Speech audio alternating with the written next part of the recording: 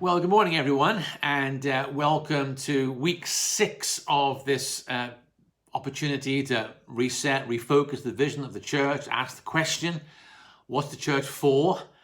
What is our purpose? What's God's vision specifically for us as a community? And we looked at 2 specific verses in Ephesians chapter 3. You all should know them off by heart by now. His intent was that now, through the church, the manifold wisdom of God is made known to the rulers and principalities in the heavenly realms.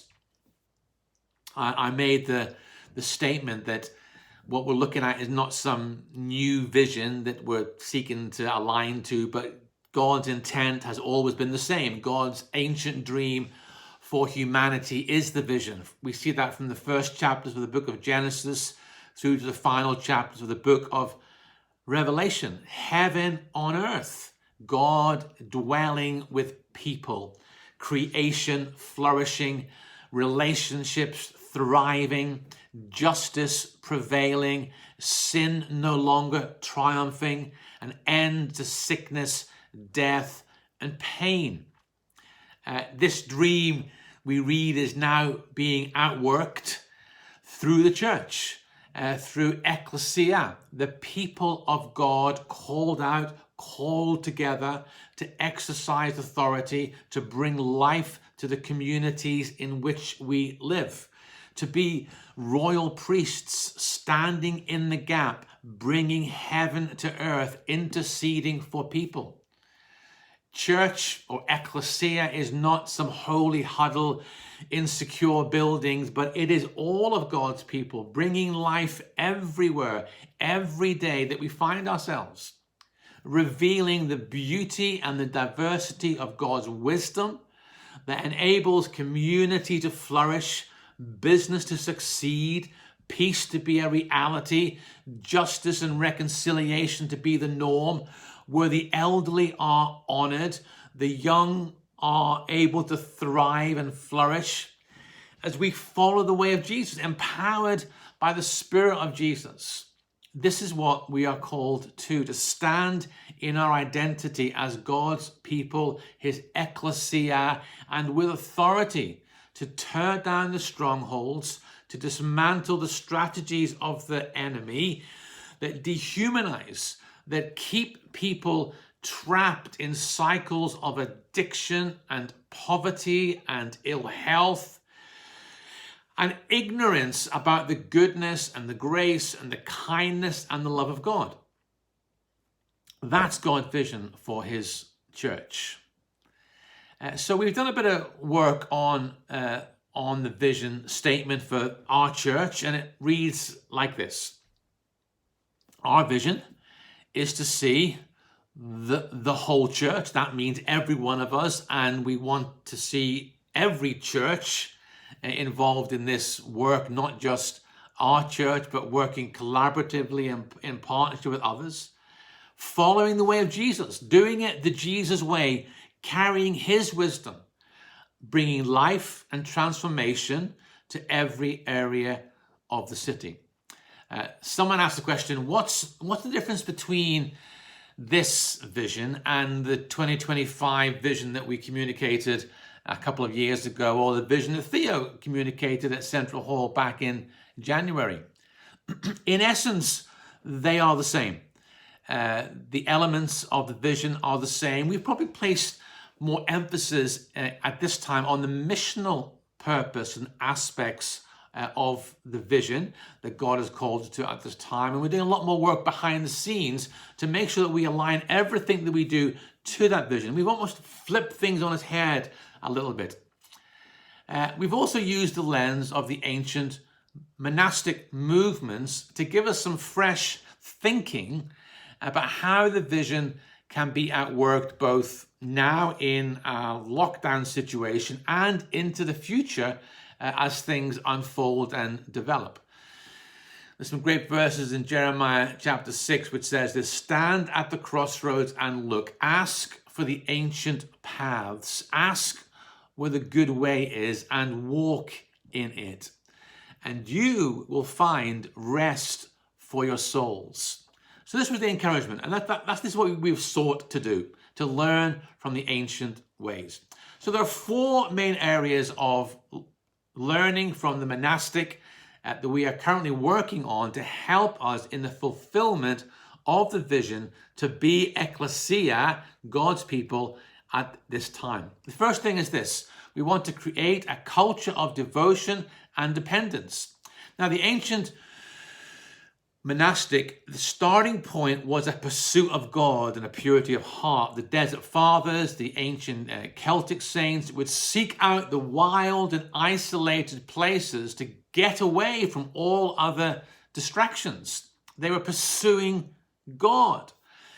Maybe they were a bit over the top in their pursuit, standing in cold water for days on end, the practice of chaining themselves to rocks, eating only grass, praying seated on a pillar in the elements for decades, such as the monk Simeon Stylites, solitary confinement inside a cell, abandoning personal hygiene, loads of crazy stuff. You'll be pleased to know that we are not proposing any of these, but rather the commitment to prayer and worship that over time in these monastic settings developed to include praying the daily offices collectively 3, 6, 9 times a day. And out of this, everything else flowed, the devotion to Christ and dependence on Christ. And so we want to cultivate, firstly, our own individual walks with God. In the early days of lockdown, we looked at following the way of Jesus, and we've set up pattern groups to encourage and support us in our journeys individually. The second area that I feel that the Lord has highlighted over these last few weeks in particular is how we see our homes as the locus for church, being intentional about bringing Christ central in our families, in our homes, in our flats, changing our mindset about what is church. We may not be able to bring people to the building in the same way that we did before, but we can invite people to our tables, up to 6. And there's more for us to develop here, I believe, about how we view our home. And the third area is obviously the area of how we develop a common rhythm of worship and prayer as a community. The shift that we're looking at is away from a congregational parish model of church where everything revolves around a Sunday gathering and maybe an odd meeting midweek, to a rhythm of worship and prayer that's daily, weekly, annually, and what that looks like for us. We are not talking about deconstruction, but rather reconstruction. We recognize we need to strengthen our sense of corporate identity whilst releasing creativity and diversity. The second area that we want to focus on and we want to learn from is how we can equip everyone to be bringers of life to every part of our city. Now, the early monastics were committed to lifelong discipleship, ensuring that their lives aligned with the teachings and the example of Jesus. The rhythms that developed were rhythms of worship and prayer and learning and work and serving and community.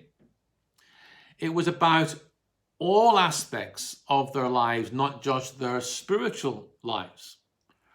There were monks whose role it was to form novices, others who taught in the daily and weekly offices, others who mentored or were spiritual directors, others who committed themselves to the study of the scriptures in depth. So how could that look for us? So we want to explore different ways that people learn and grow formation years or retreats or podcasts or book clubs or the development of spiritual direction, Bible study groups. We're all different and we learn in different ways. But we also recognize that we are formed and equipped in community. So we want to ensure that everyone finds a place of belonging for encouragement and support. the church will look different. In fact, it already looks different. And so we will see a variety of expressions emerging over coming months, but with common purpose and agreed parameters. And so we want to see how we can do that effectively. Thirdly, we want to serve those in need. It didn't take long for the early monastics to have the revelation that if I say I love God, then I need to also love my neighbor. And so we see the early monasteries serving the poorest in their societies, offering hospitality, feeding people, providing for people in need, educating children, offering protection. All these things flowed out of their love for and devotion to Christ. And we're called to do the same. When we asked the question in our recent survey, where do you want to put your time and energy in the next season? The responses were, number one, my local neighborhood, my local community, and number two was serving those in need.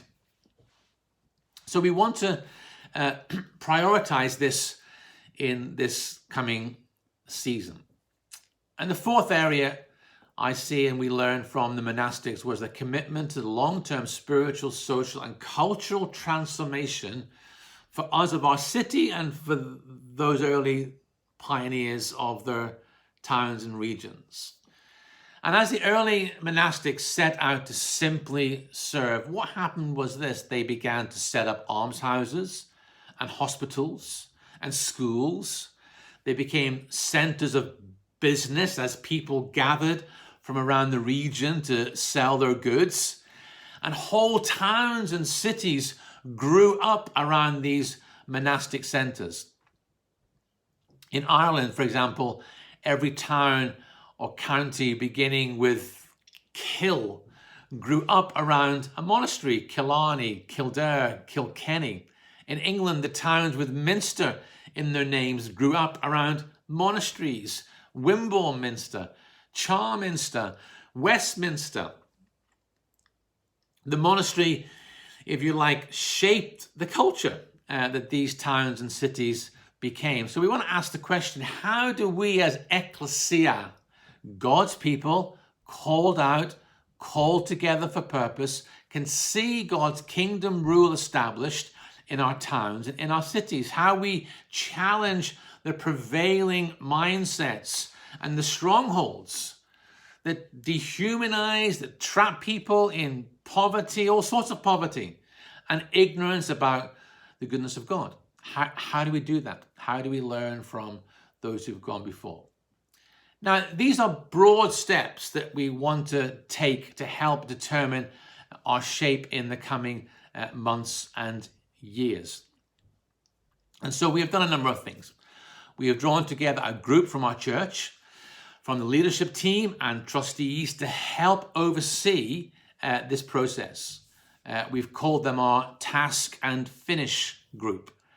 Now, Chris Romilly is chairing this group, and it consists of Simon Bates and John Deagle, Shelley Frame, Kathy Swift, Alex Sheen, Theo Amer, Joe Sargent, and myself.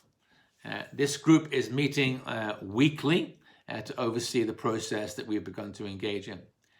We've set up a number of subgroups, 4 in fact, to look specifically how we develop each of the areas that I have just outlined. How we create a culture of devotion and dependence, which John Deagle is leading on. How we equip everyone to bring life wherever they are, which Theo has taken the lead on.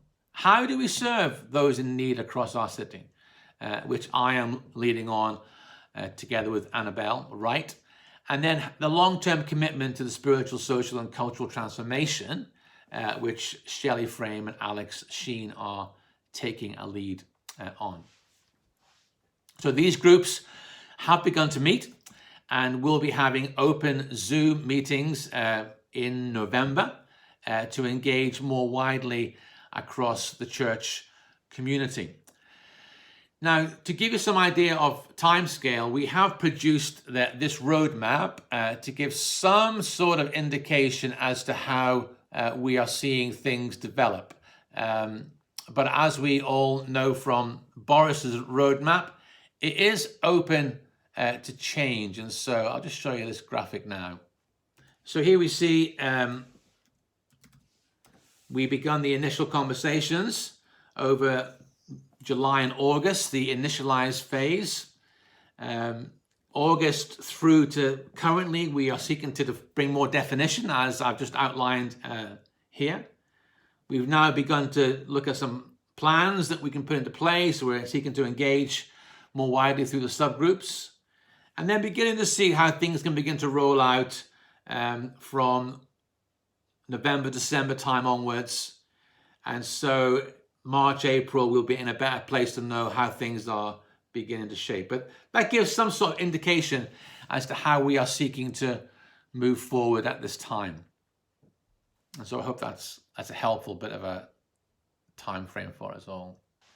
So before I hand back to Theo and Sarah, let me share a couple of things that I felt as we prayed together at our Monday prayer meeting this past week. Firstly, in Zechariah chapter 2, we read these words: Jerusalem will be a city without walls because of the great number of people and animals in it.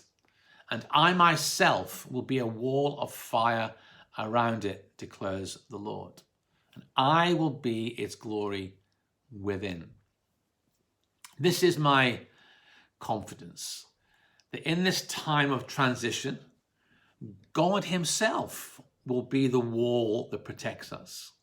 We may not have the same structures in place, the walls, but he is that wall that will keep us safe, that will guard and protect us during this transition time.